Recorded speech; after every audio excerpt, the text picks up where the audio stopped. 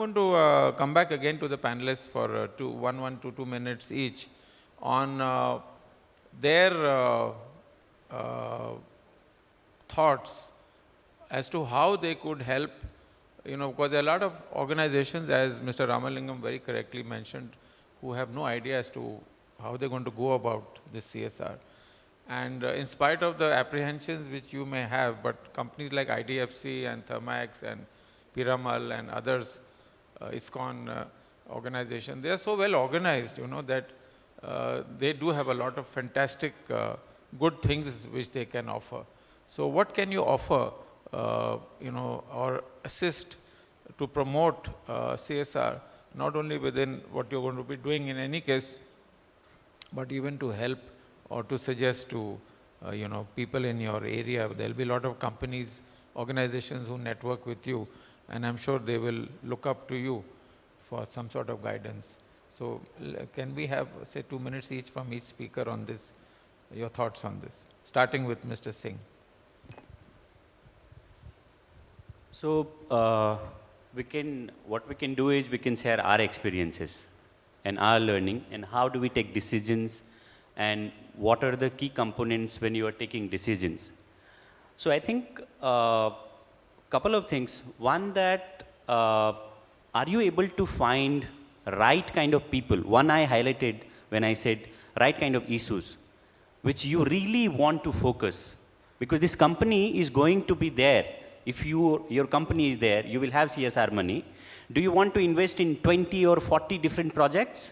Or you want to take 3 or 2 key project, key area, and just focus on that so that other people will focus on other stuff? Do you want to focus on innovation? Because there is innovation all over the place. And how do you define innovation, right? Is it, and what it takes to innovate? So I think one of the key is that identify right organization or right individual, right entrepreneur, right management team. Those are able to attract the talent. So today we know that after IIT or IIM or even Delhi University or whatever best institution we have, people look for package.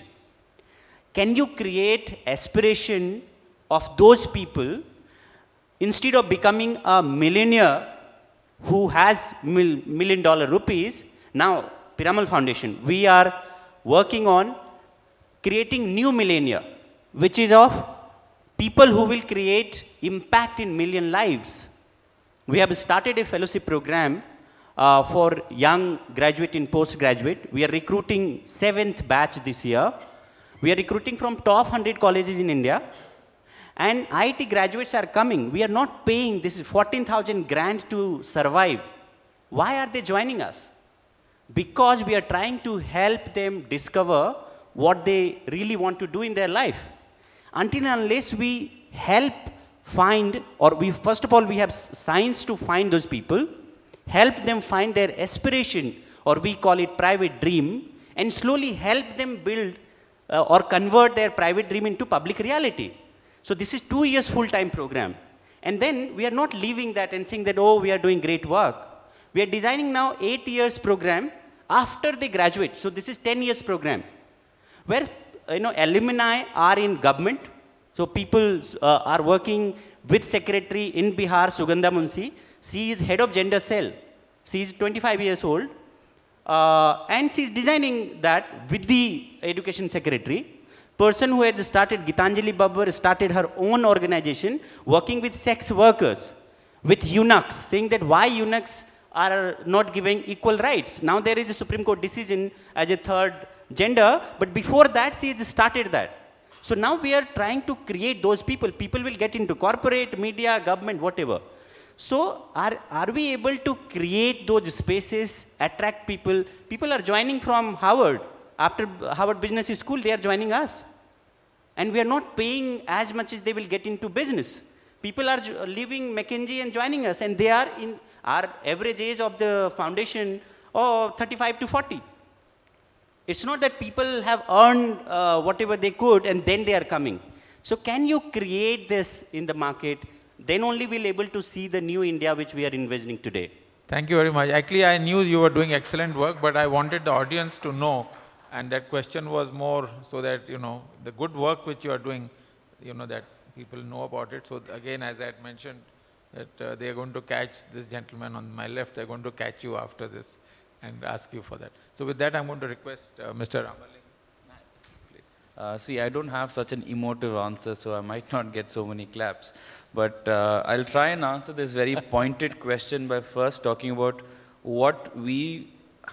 how we've constructed what we believe we should be doing, and therefore and then after that talk about how we can help others arrive at that, right? So firstly, I think one of the main points in our brief for this was about growth. So for us, we fundamentally internal as an organization first assume, like most of us here, because we're talking about education, that education is what we need to work in, and that we've also assumed that we will by default only choose good programs we want to work in, right? So once we've reached there, then the next stage is that, we do two kinds of work. One, we work with organizations, and when we work, we support or rather give grants to organizations, but when we work with them, these are not easy grants where we give money and we sit back, right? But what we do is not a new concept, but my point is that we do it very well because we're a financial services company. So basically we sat down, we force people to come up with 3-year or 5-year plans. They have very, very clear targets on what they have to achieve. This is not common. This is what I was trying to say earlier. Most people don't even know what a log frame is or an output matrix is and things like that, right? So and then we ask them for funds utilization over time. We force them to create a financial sustainability plan if viable so that their dependence on grants goes down and things like that. So that's one way and that for us is growth, right? It's not only numbers, but even this is growth, capacity growth. And then the other thing which is really important for us is projects at scale. And the way we've identified it is that it necessarily has to be with the government. And this also, I know it is difficult for most people to work like this, but it comes easy for us because we're a financial service institution of some standing, and we do a lot of work with the government already. Huge standing. I'm being modest, so. So it's easy for us to do it. And in that kind of setting, it's easy for us to do research, it's easy for us to innovate, it's easy for us to take to scale, and so on, right? So even like, I think you mentioned earlier that there's only few things that you can do. But in a government sort of a project, you can start with few, and you can have an outcome creep over time, Sure. So, if you will. So I think that's a fantastic opportunity for us as well. So now, having said this, I'll go back to what I said earlier. A lot of people do not know how to set these ideas for themselves as an organization. It's very important to do so. How can we help? It's a little difficult because unless somebody reaches out, we can't tell them this, right? And it has to be some sort of an internal process where they think of their strengths. We'll pass on that message, don't worry. Yeah. So coming back to the point I think he was saying earlier, that there are a lot of organizations which actually have started giving this kind of training. At least in Bombay, there are a couple. So where we contribute to these training organizations is they set up these forums and workshops where we as large established organizations go and share our experiences. And if somebody after that reaches out to us, there's nothing which stops us from sitting with people or calling them to our office or, getting people from our, say, private equity department to volunteer time for financial modeling and so on and so forth. So we actively do that. We have our own internal manuals on processes, how we evaluate things, so we share them freely. It's not available online, but if somebody writes to me, we will send it to you. So those are the ways we can help. I can't see how else we can I think, your potential is huge, and I think things are not going to be as bleak, because I know you guys are perfectionists. So even if it is 90%, it's not good enough because you're aiming for 100%. So I just wanted to share two actual examples on innovation and capacity building where I am directly involved. Our foundation is involved. We are a 23-year-old foundation, and in education we are indirectly involved with capacity building with a new Indian technology, which costs 10 rupees a month per child. It costs about 120 rupees a year. Does not use computers, does not use internet, does not use intranet, does not use keyboard, CDs. It only uses much simple things like a TV and pen drives. And right now 500 schools are running in Maharashtra, and hopefully in the next year we'll go to 60,000 schools. It can be scaled up very fast. Then in the area of water, which we work, I'm personally involved in that for the last 15 years. We have technologies for drinking water, which costs about 0.1 paisa, 0.1 on the lower side and 1 paisa on the higher side per liter for sanitizing. And 1,300 locations are already running in India. Most of the business is not being generated because the companies with whom we work, they don't pay bribes, so they lose 99% of the business because most of the business is government business. But with the CSR thing coming in, where corporates are going to be funding these issues, we are quite hopeful that this technology and this solution will be used in many more places, especially in a country like ours where 80% of the people do not get clean drinking water, safe drinking water, and especially where 80% of the diseases are waterborne. So we are quite optimistic that with this CSR, this will unleash a big capacity building because, these companies have been struggling for the last 10 years. And, with government to do business means you have to, you have to completely have new guidelines. So with that, I'm going to request Dr. Leela Purushottam Das for I think you're doing a phenomenal work, and your school, we should all copy it, I wish I was 60 years younger and I was able to go to one of these schools and start all over again. So please do share your thoughts with us. Thank you, sir. Yes, we need a lot of support actually, many other ways, particularly the CSR side. If we can get some partners in our endeavor, that will help us a lot. We can go forward in a very, with a speed. That is what we are looking for. You see that why we worked in education. Education is something that cannot be imparted unless we are selfless. And I can tell you now that there are many, many young people, boys and girls, they're really very selfless. They want a forum, a society, a platform where they can really work in a selfless way. And there is a great potential. All that we need to do is to develop a necessary minimum infrastructure. And all that is necessary. Then we can tap this potential and create the human potential. And that's what will take our country to the top of the ladder. And this is a potential. And I'm telling you, in education, if you bring people who are profit-seeking, education will fail. These are all self-sacrificing personalities, young minds. They have to come. They have to join this endeavor. And then only we can create a human potential that will be very much work for the nation. So that is our idea. And we are very, very open. Everybody can come to us. And also we would like to, particularly, I didn't know that I'll be in the part of a forum where CSR people will be involved. I knew that CSR is a good source to be, it's not that, we are working very hard to generate funds for setting up our society, the education setup. But any support we get, that will be helpful to us. Thank you. Doctor, this is called divine grace. It wasn't planned that, none of us planned anything, but it's all happened.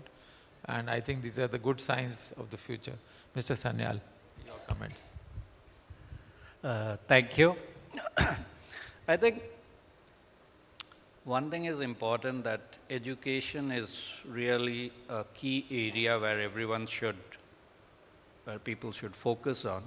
And though there are many challenges that India is facing, starting from safe drinking water, health issues, But the thing is, education creates awareness. Education helps to strengthen the economic fabric of the society. So with education can finally lead to further development of the country. I think now CSR as it has come in as an act, it's a good sign that it has come in because corporate has got the resources. And I feel that it is very important for the corporates to understand the challenges that the society are facing. And they should take proactive measures to invest in the society so that we can bring in an inclusive growth, inclusive development. I think these are very, very important areas now with the Companies Act in place. I think it opens up a lot of responsibility for the other corporates also who are falling within the criteria to think more proactively as how they can contribute for the social development. Many people actually tries to find out ways and measures to avoid the legislation. But I think it is important until and unless we are genuinely trying it from our heart with proper passion, it is not going to affect it is not going to make any difference then. So it is very important that we all should think genuinely and do work, whatever we are doing, we should do it with a passion and try to see that how our effort are bringing in a difference to the person who is at the lowest end as far as the economic level is concerned. Thank you. May I ask you for a minute, please? Because, please.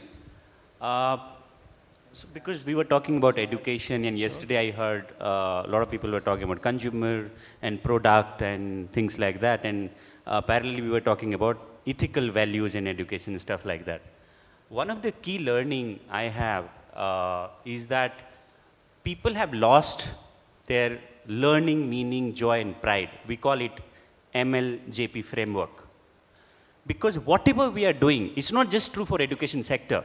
It's about a human being. It's about that particular person. If you don't find meaning in what you are doing, it is difficult for you to engage. It is, if you are not learning, so these headmasters or principals or teachers or a student, whoever, if you are not learning, whatever learning it is difficult for you to contribute. You will not be engaged. So in government school especially, people have lost, and they have no pride. Forget about having joy. So until and unless, is it about skill or it is about attitude? What we are going to do? Either you are starting a CSR project, or you are working to improve the quality, or you are innovating something. Ultimately, it's about people, right? So, I'll give you just one example. In 2008, when we were talking with 100 principal, one of them said that we don't need training. आप जाइए और नेता को training कीजिए, bureaucrats को training कीजिए, problem उधर है. After 2 years, he was crying in one of the workshop.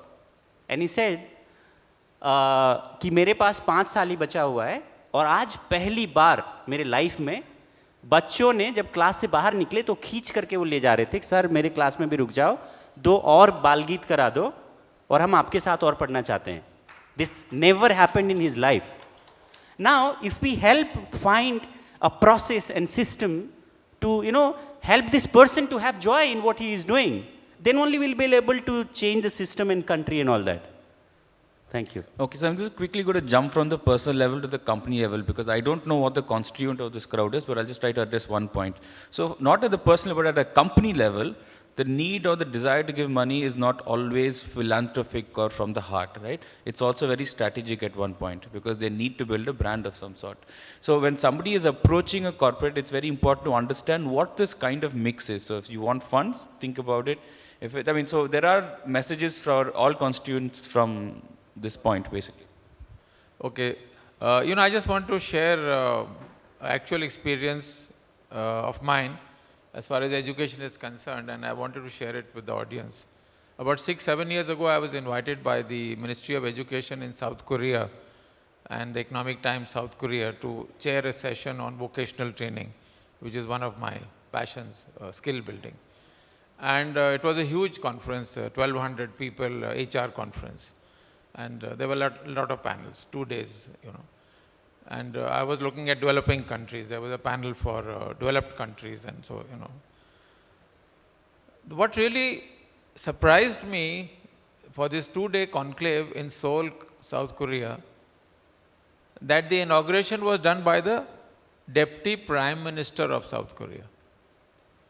So naturally, I went to pay my respects to him, and I said, "Sir, I'm very happy to see a person of your standing to come for an HR conference."